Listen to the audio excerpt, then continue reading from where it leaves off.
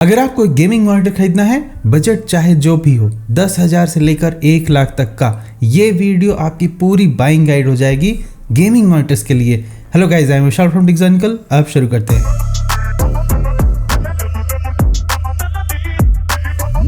इस वीडियो को बनाने का मेरा ये पर्पज़ है कि जो भी मॉनिटर आपको खरीदना है, बजट रेंज चाहे जो कुछ भी हो, 10,000 से इवन 1 लाख तक, तो सारे मॉनिटर्स को मैं इस वीडियो में इंक्लूड कर दूं। जो भी मेरे टॉपिक्स हैं ऐसे, आपको चाहे कोई OLED डिस्प्ले खरीदना हो या फिर आपको एक अल्ट्रा वाइड खरीदना हो, हर एक टाइप के मॉनिटर इस वीडियो में इंक्लूड कर रहा हूँ प्राइस रेंज के हिसाब से। सभी मॉनिटर्स का लिंक वैसे तो डिस्क्रिप्शन में दिया हुआ है, लेकिन वीडियो पूरा अंत तक देखना, तब आप समझ पाओगे कि क्या वो मॉनिटर आपके लिए सही भी है या फिर नहीं सही है। वीडियो में आगे बढ़ने से पहले कुछ खास बात ये है कि आपको 27 इंच और फुल HD रेजोल्यूशन पे, जैसा कि आपको पता होगा, मैं हमेशा कहता हूं कि ऐसे मॉनिटर्स नहीं खरीदने चाहिए। लेकिन अगर आपका एंड गोल सिर्फ मल्टीमीडिया कंजप्शन या फिर गेमिंग हो, तो वहां पर क्योंकि टेक्स्ट विजिबिलिटी का उतना मैटर नहीं करता है, तो आप क्या कर सकते हो, एक 27 इंच का मॉनिटर खरीद सकते हो फुल HD रेजोल्यूशन के साथ, और इस तरह से आप अपने पैसे थोड़े बचा सकते हो। लेकिन अगर मान लो आपको दोनों चीज करना है, आपको वर्क भी करना है और गेमिंग भी करनी है, फिर उस केस में ये चीज अच्छी नहीं रहेगी। आपको 24 इंच फुल HD रेजोल्यूशन खरीदना चाहिए या फिर 27 इंच 2K रेजोल्यूशन खरीदना चाहिए। इनकेस आपको कुछ ऐसा काम कर रहा है कि ग्राफिक डिजाइनिंग भी करनी है और साथ में गेमिंग भी करनी है, फिर आपको ये ध्यान रखना होगा कि जो DCI P3 कलर गेमेट आ रहा है वो सब एक्यूरेट सा हो, 100% sRGB टाइप का कुछ हो, या फिर कोई भी ऐसा स्टैंडर्ड हो जिससे कलर एक्यूरेसी डिफाइन होती है। फॉर्चुनेटली आज की डेट में मार्केट में बहुत सारे ऐसे मॉनिटर्स हैं जिनमें ये सारी कैपेबिलिटीज आती हैं, लेकिन जैसे जैसे ऐसा सब कुछ फीचर आता जाएगा, मॉनिटर का प्राइस भी उतना ही बढ़ता जाता है। और सबसे ज़्यादा जो प्राइस जाता है ऐसे मॉनिटर्स के लिए, फीचर पैक जो होते हैं वो 1 लाख क्रॉस कर जाता है। तो अब आप सोच लेना उस हिसाब से कि क्या आपको वो मॉनिटर्स खरीदने चाहिए या फिर नहीं। अगर कोई बहुत ही प्रोफेशनल ग्रेड का वर्क ना हो तो मैं डेफिनेटली ऐसा सजेस्ट नहीं करूँगा कि आप 1 लाख का मॉनिटर खरीदो, क्योंकि आपको अगर एक मॉडरेट यूज़ भी करना है तो 30 से 40 हज़ार तक में काफ़ी ढंग के मॉनिटर्स आ जाया करते हैं। इस पे आप गेम भी खेल पाओगे, ग्राफिक का वर्क भी कर पाओगे और वीडियो एडिटिंग वगैरह भी कर पाओगे, और नॉर्मल वर्क तो ऑफकोर्स आप कर ही सकते हो। सबसे पहले शुरू करता हूँ मैं 10,000 से, उसके बाद 20,000, 30,000, ऐसे करते करते 1 लाख तक। सबसे पहला मॉनिटर जो कि है बहुत ही सस्ते बजट का, 10,000 के अंदर में, वो है LG का अल्ट्रा गियर। 24 इंच का मॉनिटर है और इसमें आपको फुल HD रेजोल्यूशन मिलता है, 1 मिलीसेकंड का रिस्पॉन्स टाइम और 144 हर्ट्ज की रिफ्रेश रेट। 10,000 रुपए में आपको बहुत ही बेहतरीन डिस्प्ले इस मॉनिटर में मिल जाता है। रिस्पांस टाइम कम होने का मतलब है कि गेमिंग करते वक्त बहुत ही क्विक रिस्पांस मिलेगा आपको। जब भी जैसे माउस का बटन आप क्लिक करोगे, जो रिस्पांस जाने में टाइम लगता है वो सिर्फ 1 मिलीसेकंड का है। और 144 हर्ट्ज के रिफ्रेश रेट का ऐसा मतलब हुआ कि जितना ज़्यादा हाई रेट पर स्क्रीन रिफ्रेश होगी, आपको गेम उतना ही स्मूथ दिखाई देगा। गेम की जो स्मूथनेस है ना, वो आपके अच्छे ग्राफिक कार्ड के साथ साथ स्क्रीन के रिफ्रेश रेट पे भी डिपेंड करता है। तो इसलिए हाई रिफ्रेश रेट, लो रिस्पॉन्स टाइम और एक बढ़िया शार्प सा डिस्प्ले आपको इस मॉनिटर में मिल जाता है। साथ में आपको sRGB भी 99% है। तो इवन आपको अगर हल्के फुल्की ग्राफिक डिजाइनिंग भी करनी है जहां पर कलर एक्यूरेसी का मामला है, तो आपके लिए ये मॉनिटर अच्छा रहने वाला है, और बहुत ही सस्ते बजट का है, सिर्फ 10,000 रुपए, विच इज फैंटास्टिक। अगला मॉनिटर मैं जो रिकमेंड करना चाहता हूँ वो है एसर का नाइट्रो। अगर आप अपना थोड़ा बजट बढ़ा सकते हो तो आप इस पे जा सकते हो। ये है 11,390 रुपए का। मेजर रीजन इसको इंक्लूड करने का ये है कि एसर का ये मॉनिटर में आता है 27 इंच का फुल HD रेजोल्यूशन का एक बड़ा सा डिस्प्ले, 180 हर्ट्ज का रिफ्रेश रेट और 0.5 मिलीसेकंड का रिस्पॉन्स टाइम। मतलब पहले से भी काफी ज्यादा वो पहले वाले मॉनिटर से। आपको सिर्फ 1,390 रुपए एक्स्ट्रा लगा देने हैं और आपको एक ज्यादा अच्छा मॉनिटर मिल सकता है। HDR10 वगैरह का भी सपोर्ट है, sRGB इसमें भी 99% है। एक जो कॉम्प्रोमाइज होगा इसमें पिक्सल डेंसिटी क्योंकि कम होगी, जैसे कि रेजोल्यूशन सेम है, मॉनिटर का साइज हो गया है 27 इंच, तो आपको थोड़ा पिक्सल डेंसिटी पे कॉम्प्रोमाइज करना होगा। लेकिन अगर आप इसमें कोई टेक्स्ट वर्क करना चाहते हो तो मैं उसके लिए हाईली रिकमेंड इसको नहीं करता हूं। अगर आपको इंटेंस गेमिंग करनी है, आपको इमर्सिव एक्सपीरियंस चाहिए क्योंकि ये बड़ा डिस्प्ले है, उस काम के लिए सबसे ज्यादा अच्छा रहेगा। अगला मॉनिटर जो मैं आपको रिकमेंड करना चाहता हूँ एसर का ही है, एसर नाइट्रो सीरीज का ही। एग्जैक्ट मॉडल नंबर आप स्क्रीन पे देख लो। जो पहले मैंने मॉनिटर बताया वैसा ही है कुछ। तो इसमें और उसमें फर्क क्या है कि इसमें DCI P3 कलर गेमेट भी मिल रहा है 95% का। तो अगर आपको बहुत अच्छा कोई वीडियो एडिटिंग का काम करना है, कलर ग्रेडिंग करनी है, तो ये ज्यादा सही रहेगा। बाकी आपको इसमें भी 180 हर्ट्ज का रिफ्रेश रेट मिलता है, 0.5 मिलीसेकंड का रिस्पॉन्स टाइम मिलता है। तो जिसकी वजह से गेमिंग वगैरह में ये सेम ऐसा ही परफॉर्म करेगा जैसे पहले वाला कर रहा था। इसका मॉडल नंबर था VG270 और इसका है VG271U। तो आपको इस हिसाब से डिसाइड कर लेना है। थोड़े पैसे अगर आप और लगा देते हो इस एसर वाले मॉनिटर पे तो आपकी ग्राफिक डिजाइनिंग और वीडियो एडिटिंग की कलर ग्रेडिंग में ये ज़्यादा अच्छा हो जाएगा। अगला मॉनिटर जो मैं आपको रिकमेंड करना चाहता हूँ सैमसंग ओडिसी G3। ये भी 27 इंच का है, फुल एचडी रेजोल्यूशन का है, लेकिन इसमें भी आपको 180 हर्ट्ज का रिफ्रेश रेट मिलता है और 1 मिलीसेकंड का रिस्पॉन्स टाइम मिलता है। तो ये मॉनिटर आपको कब खरीदना चाहिए? ये है particularly made for gaming. Samsung अब जैसे एक ब्रांड कॉन्शियस होकर आप कुछ खरीदना चाहते हो, एसर का आपको ना खरीदना हो, तो आप सैमसंग पे ये वाले पे जा सकते हो। सैमसंग ओडिसी G3 इस वाले जो एग्जैक्ट मॉडल है मैं बता रहा हूँ ना, इसमें एक और प्रॉब्लम है थोड़ी सी, ये एक V8 पैनल है। तो ये specially made for gaming type का मॉनिटर है। इसमें आपको जैसे लॉन्ग आवर्स तक वर्क करना है या फिर ऐसा कुछ काम है कि ग्राफिक डिज़ाइनिंग करनी है, तो आप ये मॉनिटर बिल्कुल मत खरीदना, क्योंकि इसमें ना तो कलर एक्यूरेट रहेंगे और ऊपर से ये ब्राइट ज़्यादा रहेगा compare to many other monitors. तो इसका display made for gaming and multimedia है, उस यूज़ केस के लिए काफ़ी ज़्यादा सही रहेगा। नंबर ऑफ़ पोर्ट्स भी इस वाले जो मॉनिटर होते हैं ना सैमसंग के, काफ़ी ज़्यादा मिल जाते हैं, तो आपको वहाँ भी कोई चिंता करने की जरूरत नहीं है। Display port, HDMI port, headphone jack, USB type A port, ये सब कुछ दिया हुआ है। अब इस सस्ते से बजट में आपको ऐसा कोई मॉनिटर नहीं मिलेगा इसमें पावर डिलीवरी हो। वो सब कुछ जो है महंगे मॉनिटर्स में मिलता है जनरली, और अक्सर गेमिंग मॉनिटर्स में तो वो चीज़ कंप्रोमाइज़ हो ही जाती है, तो वो चीज़ मैं बार बार नहीं बोल रहा हूँ। इससे पहले जो मैंने 3 मॉनिटर बताए एसर और LG वाले, वो सारे IPS थे, लेकिन ये सैमसंग का ओडिसी वाला VA है। अगला मॉनिटर फिर से एसर का ही मैं रिकमेंड करना चाहता हूँ। ये है 18,000 के बजट का, थोड़ा इसका प्राइस रेंज ज़्यादा हो गया, और ये है 31.5 इंच का, मेड फॉर गेमिंग। बहुत ही ज़्यादा सुटेबल रहेगा अगर आप इतना बड़ा सा मॉनिटर खरीदना चाहते हो तो। प्लस ये कर्व्ड भी है, लेकिन आपको IPS डिस्प्ले यहाँ पर नहीं मिलता है। यहाँ एक VA पैनल लगा हुआ है जिसमें ज़्यादा ब्राइटनेस मिलेगी आपको और ज़्यादा थोड़ा पंची कलर दिखाई देंगे। इसमें कंट्रास्ट रेशियो वगैरह भी थोड़ा ज़्यादा हो जाता है, और यहाँ पर 240 हर्ट्ज का रिफ्रेश रेट मिलता है।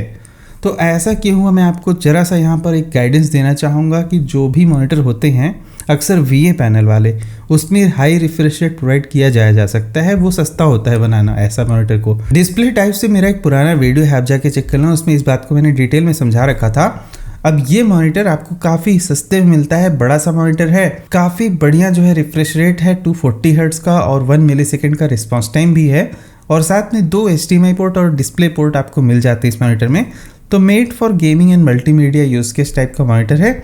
आपको इस प्राइस रेंज में सिर्फ स्पेसिफिकली गेमिंग करनी है तो आप इसको कंसीडर कर सकते हो। अगला जो मॉनिटर मैं बताना चाहूंगा BenQ का Mobi Use। ये जो सीरीज है BenQ का Mobi Use वाला, आपको किसी भी प्राइस रेंज में अलग अलग मिलता है, तो आपको अपने हिसाब से चूज कर लेना है कि आपकी यूज केस के लिए ये सब कुछ फिट बैठ रहा है या फिर नहीं। जैसे कि ये जो मॉनिटर मैं रिकमेंड कर रहा हूँ, BenQ का, ये है 27 इंच का, और इसमें भी आपको फुल एचडी रेजोल्यूशन ही मिलता है, कोई भी 2K वगैरह नहीं है। 160 हर्ट्ज का रिफ्रेश रेट, 1 मिलीसेकंड का रिस्पॉन्स टाइम, 99% की sRGB है। तो आपको जैसे मॉडरेट सा यूज केस रहेगा यहाँ पर, और इसमें जो है ना मैं IPS डिस्प्ले वाला ही रिकमेंड कर रहा हूँ। इसका एक VA पैनल का भी आता है, तो मैं ये नहीं कहूँगा कि आप VA वाला खरीदो, VA ही खरीदना है तो आप सैमसंग ओडिसी खरीद सकते हो, वो ज़्यादा सही है। इससे आपको इसमें जो है थोड़ा सा पैसे ज़्यादा लगाने पड़ जाएंगे, जबकि सैमसंग ओडिसी वगैरह थोड़ा सस्ता भी है। अब क्योंकि ये IPS डिस्प्ले है और 99% की sRGB है, तो इसमें आप वर्क वगैरह के लिए भी इसे यूज़ करोगे तो ठीक रहेगा। बस वही एक रेजोल्यूशन का मामला रहेगा कि पिक्सल डेंसिटी थोड़ी सी कम हो जाती है जब 27 इंच और फुल एचडी रेजोल्यूशन इस टाइप के डिस्प्ले होते हैं। तो यहाँ पर स्पीकर्स भी मिलते हैं बहुत सारे, कुछ मॉनिटर्स में स्पीकर वगैरह भी मिलते हैं, मैं बार बार उन चीज़ों को बोल नहीं रहा हूँ। बहुत सारे मॉनिटर में डिस्प्ले में जो भी आवाज़ आपको मिलती कुछ खास इफेक्टिव होती नहीं है, तो मैं इस बात को रिपीट ज़्यादा करना नहीं चाहता। ज़्यादातर मॉनिटर में आपको ऐसे ही 2.5 वाट, 2 वाट या फिर 3 वाट मैक्सिमम ऐसे टाइप के स्पीकर मिलते हैं। और मेरे कुछ जो मॉनिटर के वीडियो हैं पुराने, आप जाके देख ही सकते हो कि मॉनिटर में कुछ भी खास आवाज़ वगैरह आती नहीं है। स्पेशली BenQ, जैसे कि मेरा भी खुद का मॉनिटर BenQ का है, ये PD सीरीज़ का है, तो इसमें भी आवाज़ उतनी अच्छी आती नहीं है। अगला मॉनिटर जो मैं आपको रिकमेंड करना चाहता हूँ, यह है MSI की तरफ से, और आप यहाँ से 2K रेजोल्यूशन की मैं बात कर रहा हूँ। अब आप अगर इसको वर्क के लिए इस्तेमाल करना चाहते हो तो ठीक है, लेकिन ये एक VA पैनल का मॉनिटर है, आपको ध्यान रखना होगा। 170 हर्ट्ज का रिफ्रेश रेट और 1 मिलीसेकंड का रिस्पॉन्स टाइम, ठीक ठाक सा है। और यहाँ पर 2K एक बढ़िया सा QHD डिस्प्ले मिल जाता है आपको 31.5 इंच का। लेकिन सबसे ज़्यादा इंटरेस्टिंग फैक्ट इस मॉनिटर का लगा 115% की sRGB। मतलब कि अगर आपको वीडियो एडिटिंग जैसा कुछ भी करना है जिसमें कलर ग्रेडिंग चाहिए और कलर एक्यूरेसी चाहिए तो ये मॉनिटर खरीदना बहुत ही अच्छा रहेगा। एक तो काफ़ी बड़ा सा भी है और आपको इमर्सिव एक्सपीरियंस मिल जाएगा। बस टेक्स्ट वर्क ऐसे मॉनिटर में तो बिल्कुल खास नहीं कर पाओगे आप, क्योंकि ये 2K है तो फुल HD से डेफिनेटली फार बेटर है, लेकिन फिर भी पिक्सल डेंसिटी थोड़ी कम ही रहती है। 27 इंच 4K तब जाके आपको सबसे ज़्यादा अच्छे टेक्स्ट दिखाई देखते हैं, लेकिन 27 inch 2K is also okay. लेकिन 31.5 इंच एंड 2K फिर मामला थोड़ा सा कम अच्छा हो जाएगा। अगर आपको शार्प टेक्स्ट ही देखने हैं तो उसके लिए मॉनिटर तो नहीं है, लेकिन अगर आपको कलर एक्यूरेसी वाला काम करना है और साथ में गेमिंग करनी है तो उसके लिए ठीक है। अगला मॉनिटर जो मैं आपको रिकमेंड करना चाहता हूं, अगर आपको एक अल्ट्रा वाइड टाइप का मॉनिटर खरीदना है तो LG का ये मॉनिटर खरीदना बहुत ही अच्छा रहेगा।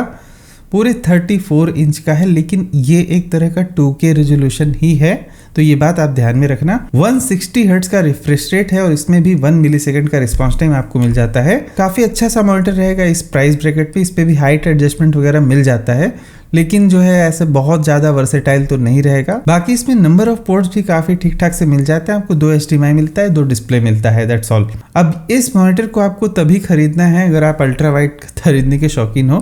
34 इंच अल्ट्रा वाइड में अच्छे होते हैं। 29 इंच का अल्ट्रा वाइड आप बिल्कुल मत खरीदो, बहुत छोटे दिखते हैं एक्चुअली में। तो ये मेरा रिकमेंडेशन है किसी भी अल्ट्रा वाइड मॉनिटर के लिए कि आपको कम से कम 34 इंच खरीदना है, और उसमें भी अगर आपको 2K मिले रेजोल्यूशन तभी सही रहता है। इसी वजह से मैं लो बजट में कोई अल्ट्रा वाइड रिकमेंड ही नहीं करना चाहता, क्योंकि उसमें कुछ खास मज़ा नहीं आता है। अगला मॉनिटर जो मैं आपको रिकमेंड करना चाहता हूँ ये है अगेन LG की तरफ से 32 इंच का। ये नॉर्मल मॉनिटर है, कोई भी अल्ट्रा वाइड टाइप का नहीं है। QHD रेजोल्यूशन का मॉनिटर है, 165 हर्ट्ज का जो है रिफ्रेश रेट और 1 मिलीसेकंड का रिस्पॉन्स टाइम। NVIDIA G-Sync की टेक्नोलॉजी इसमें मिल जाती है आपको। ये मॉनिटर आपको तब खरीदना चाहिए फिर आपको गेमिंग वगैरह करनी है अच्छी खासी। VA टाइप का पैनल है।